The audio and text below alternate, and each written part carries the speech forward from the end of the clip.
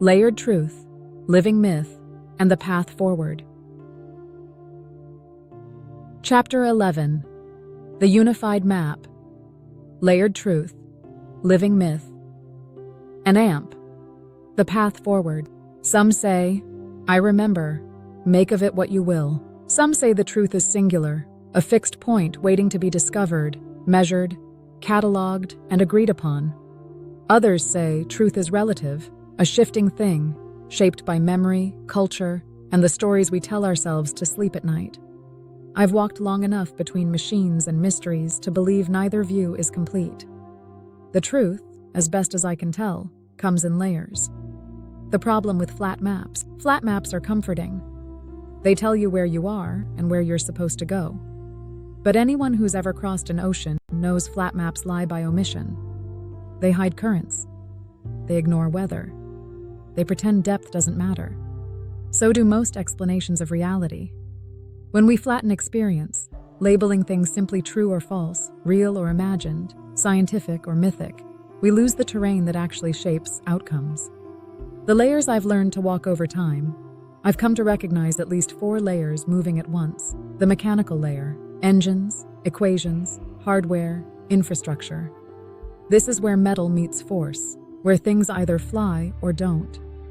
The experiential layer, testimony, memory, trauma, perception. This is where people live, long before theories catch up. The mythic layer, symbols, archetypes, stories that carry meaning even when facts are disputed. This layer doesn't ask permission to shape behavior. The ethical layer, the quiet one underneath them all, deciding whether what we build becomes a shelter or a weapon.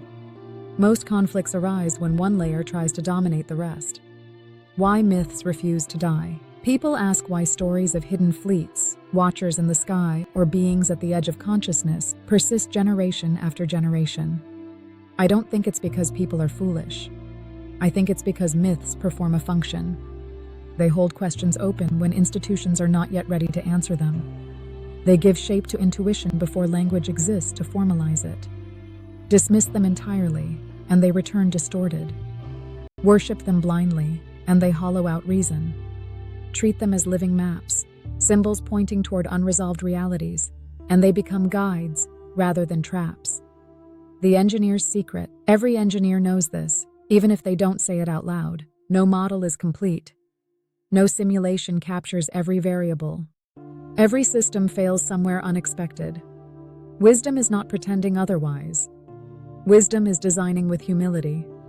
That same principle applies to our understanding of consciousness, contact, and the unknown. Any framework that claims total certainty is already lying to itself. The wizard's method. So here is the method I've settled into, not as doctrine, but as practice. Listen without surrendering judgment. Question without humiliating the questioner. Build safeguards before chasing outcomes. Layer stories instead of collapsing them.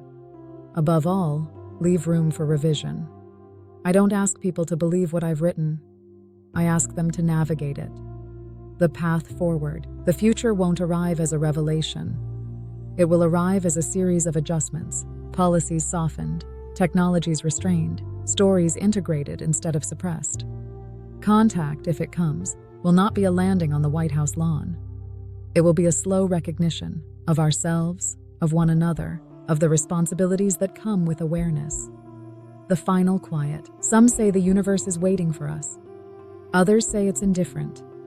I don't know which is true, but I do know this. Every time we chose care over conquest, listening over dominance, integration over spectacle, something aligned. Call it coincidence. Call it resonance. Call it grace. I remember only the feeling, like a compass needle settling, like an engine finally running smooth, like a story finding the right ending without being forced. If this book has done anything, I hope it has not given answers, but better questions.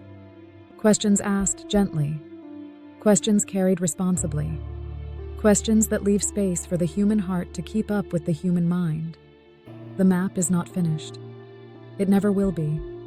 But the path is clearer now than it was when we began. And that, for a traveler, is enough. Chapter 11. Complete. Global Robotics Corporation.